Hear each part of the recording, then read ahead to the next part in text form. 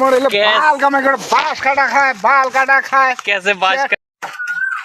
हम लोग पुष्पा की तरह इस जंगल में लकड़ी नहीं बांस काटने आए हैं। और अब लोग देखिए ये मेरे दादाजी है बांस काटा खाए कैसे बांस काट रहा है। दुनिया नस्का नागे बांस काटते काटते আমার কাম বসাড়া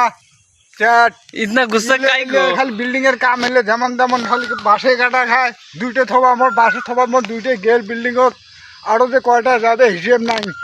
এই যে বড় বড় বাঁশের থবা গেলে এলে দেখলে কাটা খায় এলে কাটা খায়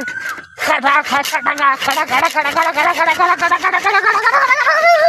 गाइस इतना गुस्सा हो गया बांस काटने पूरा गुस्सा हो गया। क्या करे बहुत হাফসি গেলেন বাঁশ কাটতে কাটতে दिक्कत ভাই की बात দুইটা বিল্ডিং এর বাঁশ রে ভাই চারটে থবার বাঁশ কাটলেন আরো চারটে বাঁশ থবা টাকা কাটা